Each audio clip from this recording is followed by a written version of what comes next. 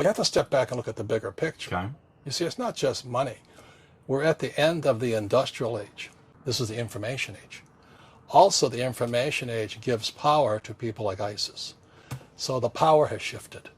You know, Mark Zuckerberg of Facebook, he said we should all read this book called The End of Power. The end of power is what's happening today. It is the end of the American empire. What's going to happen from here is what spooks everybody, and nobody really knows. But Fuller taught me, Bucky Fuller taught me, he passed away in 1983, and that's when I stepped in to do what I had to do. He says you always have to look at the big picture. Too many people look at, well, what's going to happen to me? When you look at the big picture, you're also going to know that when something bad happens, something good's going to happen. Mm-hmm. But you got to prepare for whatever is coming. If you think the next 20 years will be like the last 20 years, you're going to get creamed. You know, when you and I go to the supermarket and we buy a carton of milk, we always check for the expiration date. But most people do not check for the expiration date on their brains. So what this book says here, the most obsolete idea is go to school, get a job, work hard, save money, get out of debt, and invest for the long term in the stock market. See, why would you save money when they're printing trillions of dollars? Instead of get out of debt, I get into debt. You know, I just refinanced $300 million in debt. I went from 5% to 2.5% interest. I made a fortune. Every month, more money comes in because my cost of money has gone down. So while some Especially financial today. experts are saying get out of debt, I'm saying learn how to use debt. See, when I came back from in Vietnam in January of '73, the first thing my rich dad said to me was go to school to learn how to invest in real estate. It wasn't real estate, it was how to use debt and taxes. Debt and taxes make the rich richer. Debt and taxes make the poor and middle class poor. But when I make $1 million, I keep $1 million. And the reason is because I don't make it by working for money. See, if you work for money, you're taxed.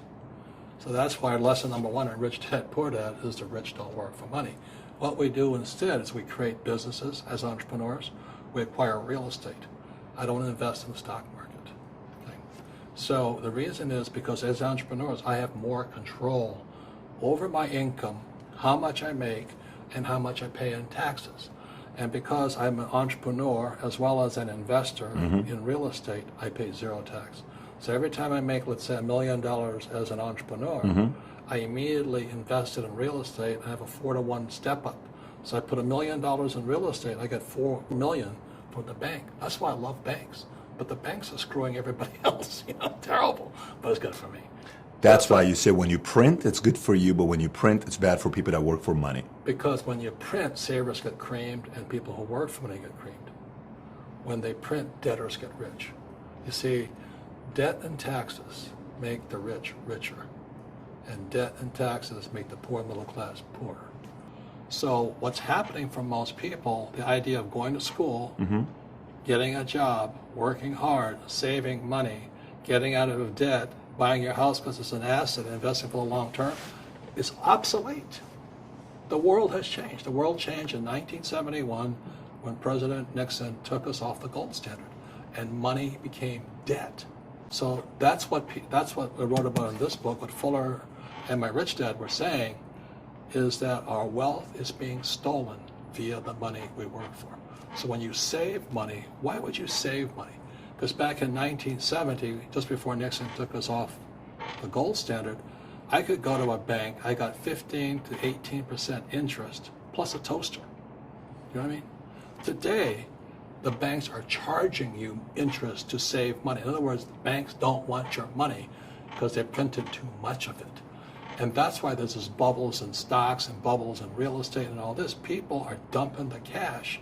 Because as I said in here, savers are losers and cash is trash.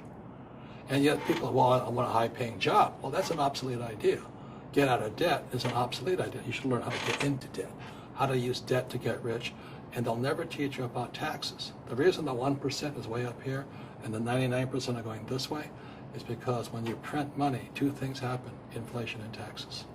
It's crushing them. And any entrepreneur thinks, I'm just going to make money, I'm going to start a business and make a lot of money because of what we talk about. They really have got to smell the roses, man. You know, that's not what the real entrepreneurs are doing. There's 28 million small business owners in America. 24 million are what are one-person entrepreneurs. They're called non-employee entrepreneurs. So and that's what happens is when people don't really understand what an entrepreneur does. So most people are self-employed, but they're not really entrepreneurs. The self-employed pay the highest taxes of all. Every one of us is a poor person. There's still a poor person inside me. You know, I still go to the supermarket and say, oh, Crest is on sale or Colgate's on sale. There's also a middle-class person, and the middle-class person wants security. They want that steady paycheck. And there's a rich person. And they're all inside of us, except that it's not taught. You're taught to go to school, get a job, and get a paycheck. You're not taught to how to get rich. If you read Rich Dad, Poor Dad, my rich dad refused to pay me. He said the paycheck was one of the most damaging things you could take in your life. He says the moment you take a paycheck, you're an employee, and that's the mindset. So my rich dad never paid me. He drove my poor dad, government employee, nuts. You got to pay people. You got to pay people. And rich dad was not saying that the paycheck was bad. He says you didn't want to be a slave to money. So as an entrepreneur, if rich dad folded, I just started another company. I don't need a paycheck. I don't need anybody to take care of me. If my government doesn't like me, I move to another country because they need entrepreneurs. Mm-hmm. So the entrepreneur is not so much the business. The entrepreneur is really the mindset and the skill sets and the different set of rules. Entrepreneurs have one thing in common. They keep going. They'll change the rules. They'll reinvent the rules. Mm-hmm. They don't just take one answer. So a real entrepreneur, it really makes no difference which country you're in. So I'll say it again. Entrepreneur is a mindset first, a skill set, and rules.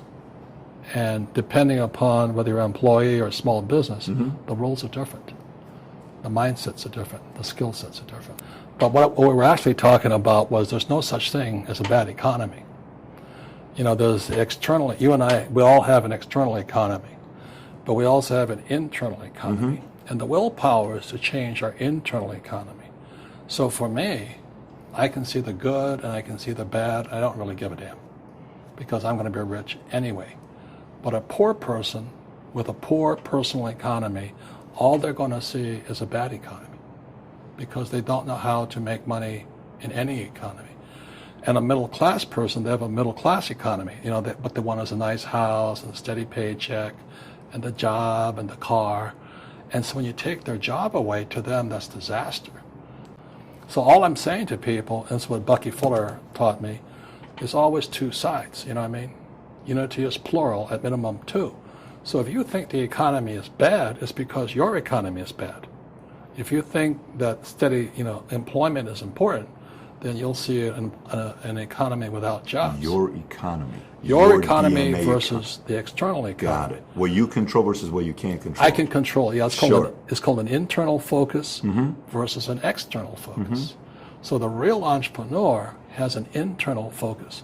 That if they fall down, they say, oh, this is good because I'm going to go up higher. The average person will fall down and say, oh, I'm going to take some Prozac. Or somebody has a mistake, so, oh, the mistakes don't matter. Well, mistakes matter. It means you didn't know something. But a real entrepreneur, whether they fall down, they always can go up. They can stand back up and go higher. That no matter what happens to them, they get stronger and better and smarter and happier. But a person with a weak internal mindset is that they're so afraid of what happens, it generally happens. Like, people who are afraid of losing their jobs, they generally lose their jobs. You know what I mean? Yeah, no doubt. So everything comes through you. Yeah, so the entrepreneur first job is to control inside here, not outside there.